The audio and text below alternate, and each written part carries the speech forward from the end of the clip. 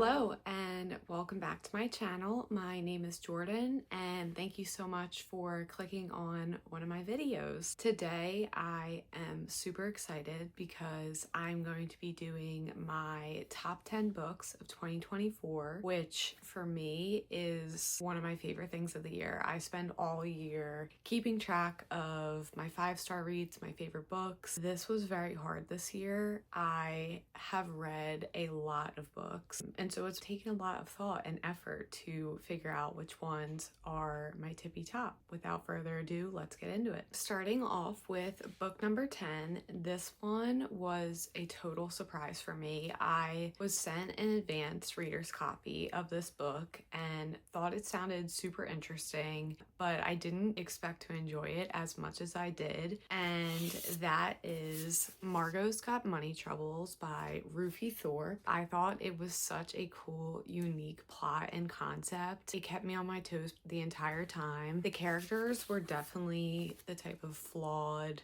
complex human beings that maybe you can't really relate to, but because they're so realistic and they're going through such human troubles, I did really connect with the book. It is about a college girl named Margo who falls in love with her college professor who ends up getting her pregnant. When that happens and she decides to keep the baby, she's essentially ostracized, kicked out of her house, and left by her college friends and roommates. In order to support the baby and herself, she turns to OnlyFans. It's just one of those plots that is so unique that I never thought I would really like, but Margo was such a funny character. I was constantly laughing throughout this book. I thought that the emotional depth between Margo and her dad and just the struggles that Margo goes through is so common, especially for a lot of young women today. So if you're in the market for a contemporary fiction book with a really unique plot and funny main character, I would really recommend it. Book number 9 is Slow Dance. I was begging for an arc of this book. I was growing up, Fangirl and Eleanor and Park were two of my favorite young adult books. Slow Dance is a slow burn contemporary romance. It's a second chance romance between two main characters, Shiloh and Carrie, who were best friends and in love back in high school, and then they grew apart. They're brought back together in their hometown, basically forced to just reconcile with each other and learn to get over some of their differences and learn to communicate better, which they never did as teens, but they both have grown so much in the time they spent apart.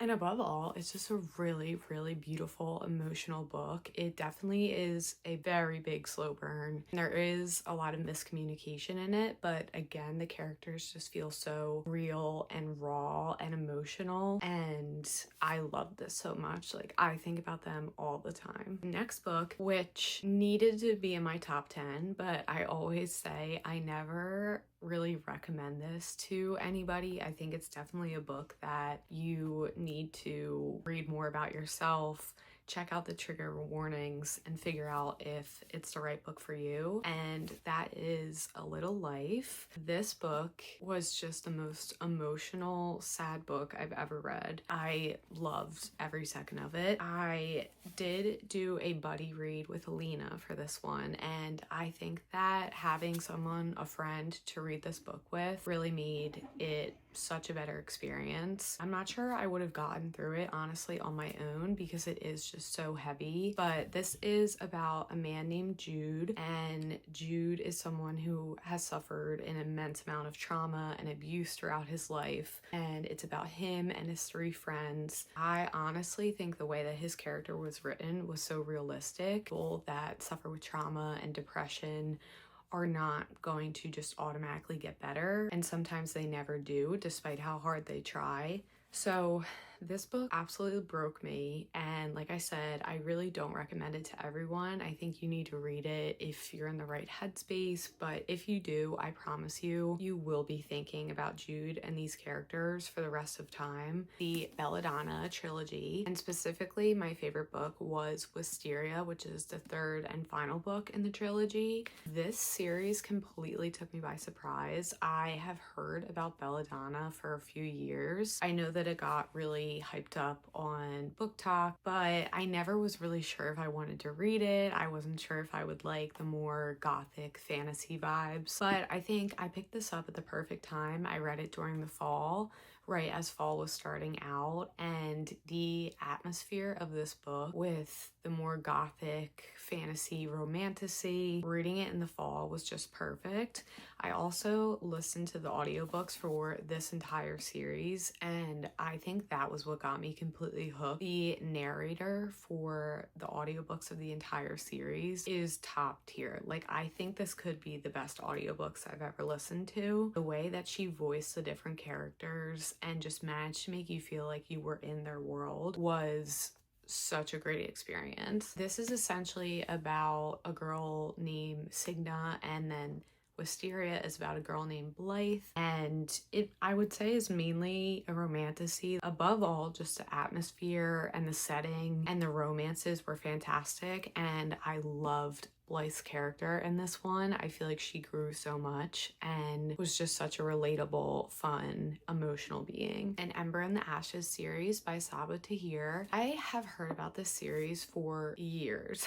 I know that this first book came out 10 years ago. This is actually the 10th year anniversary cover. I was kindly sent this by Penguin Teen over the summer to celebrate the 10th anniversary and before the release of Air, which is Saba Tahir's new book in the Ember world. I completely fell in love with this universe and these characters. This, I think, is a young adult fantasy series that has a very unique, again, setting. It's not your typical magic system. It's not your typical magical setting. Leia's technically pretending to be a slave in the Empire, trying to free her brother, and as a slave in the Empire, really learn a lot about the different injustices and power dynamics. Throughout the series, her and Ilias and Helene, who is my main girl, you follow a bunch of different point of views of those characters as they're going through their different trials and a lot of growth. It's just a very engaging, fast-paced, fun series. I loved reading it,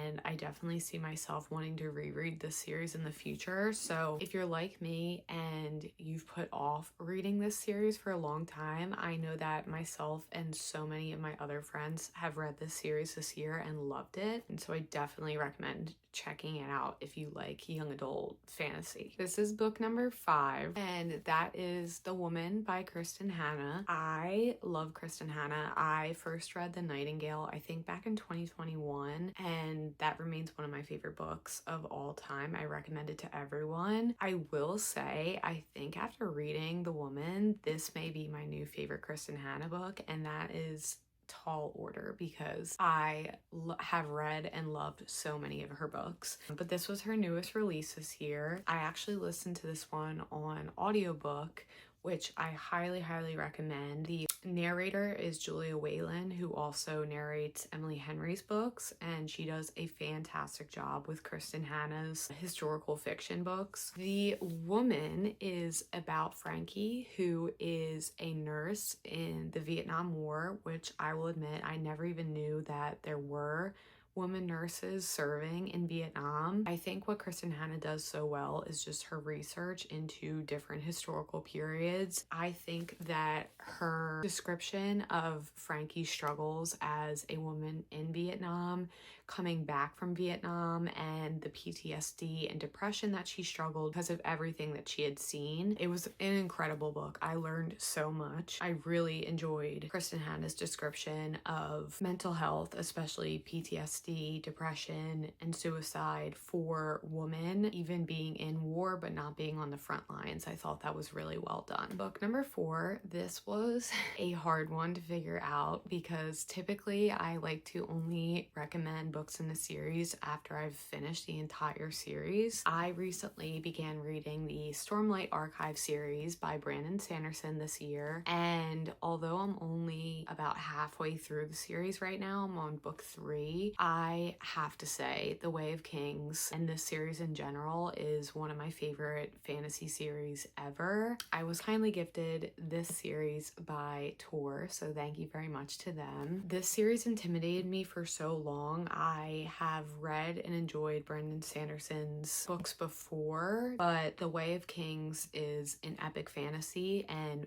epic it is. Each book is about 1,000 pages or more, so I think the size of the books definitely intimidated me, as well as it being adult fantasy, which isn't normally a genre that I would read and love. But I adore this series and these characters so much. I think because these books are so long, you really do get a lot of information, backstory, and just start to connect to the characters because you're seeing them so often and you're seeing them grow and interact with each other. I think this is easily one of the best epic fantasy series in general written. The writing and the themes in this series of religion and theology, philosophy, history, war is just incredible. And this series now has some of my favorite characters ever. And like I said, I'm only halfway through. I have a feeling that next year there will be other books in this series in my top 10, and that just shows how much I love it. If you like fantasy, even if you've only really read young adult fantasy and you want to start reading more adult fantasy or epic fantasy, I definitely do recommend this series. Book number 3, again in another series, is Legendborn, and this is from the Legendborn cycle series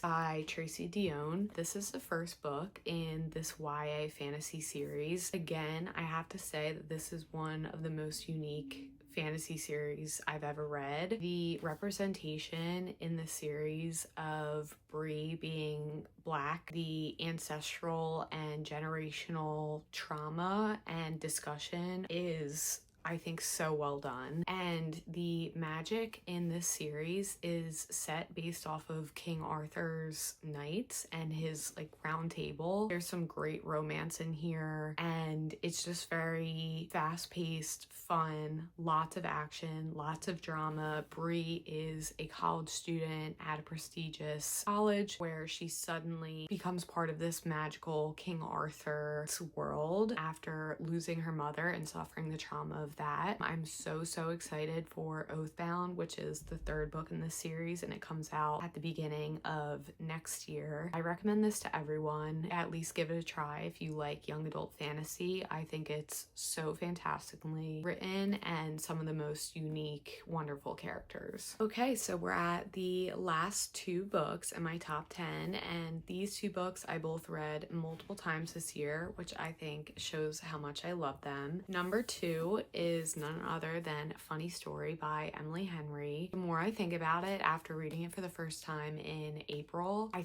think is at the top of my favorite Emily Henry books / probably still tied with Beach Read because that holds a very dear place in my heart. I just loved Daphne so much. I related to her character so much. Someone just trying to find confidence and open up and speak up for the things that she wants. The different things that she had to go through with feeling abandoned by her father and not being able to establish a relationship with him in the way she wanted, and kind of dealing with that reoccurring trauma with her new relationships, feeling like nobody was ever going to stay. It just was such an emotional book. I think this is actually one of Emily Henry's most emotional books, and honestly probably I think is her best writing and her best work. The descriptions, just the quotes in this book, were phenomenal, and I actually did listen to this one on audio, again narrated by Julia Whelan. I thought the audiobook was fantastic. Julia Whelan just did such a good job of making this funny, engaging, and really acting out the emotions of these main characters. I loved it. I definitely want to reread it next year before Great Big Beautiful Life comes out. My final top book, my number 1 book of 2024, is none other, and if you know me, you can guess what this is going to be, then Into the Dark by Jessa Hastings. This book is probably, as of now, my favorite book ever. I knew that going into this book being released. I feel that so deeply after reading it and dealing with the emotions that this pulled out of me. This, by the way, is my Emmy cover because we love Emmy and her artwork, and this book is so beautiful, especially the details.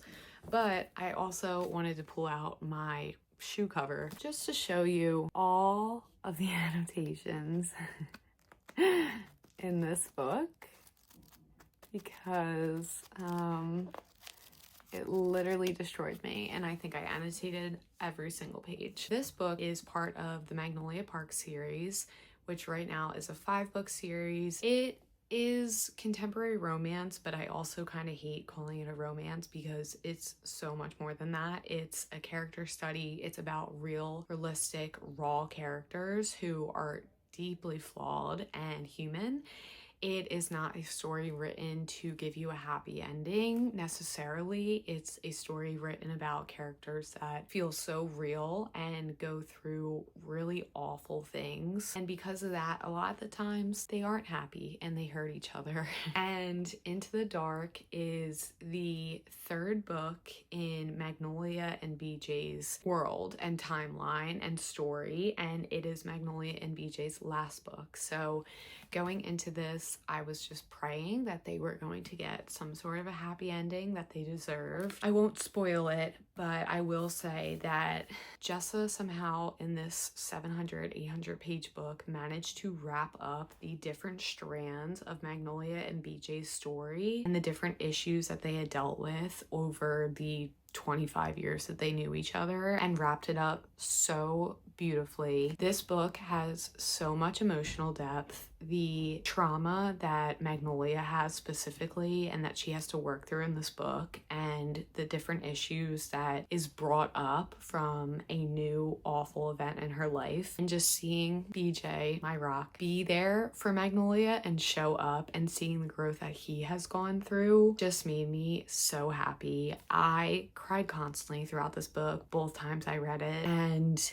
it makes me emotional thinking about it. This is one of my favorite books of all time, and I definitely recommend this series. It's not for everyone. Some people hate it, but so many people love it. This was the ending story for Magnolia and BJ that I needed and that they deserve. So with that, those are my top 10 books of 2024. Hopefully you found some new book ideas or recommendations that you may want to look into, or hopefully some of you agree with me and we share some of the same or similar favorite books of this year. There were so many good new releases, but I feel like I also read some oldie backlist well-known stories that I ended up really enjoying, and those are my favorite type of years where I can find new and older books that I love. All in all, I really feel like I branched out with some new genres and found some new authors. Thank you so much for watching. Make sure you comment below your favorite book of the year so I can hopefully get some new recommendations, and like, comment, subscribe, do all the YouTube things, and I'll see you in my next video. Bye!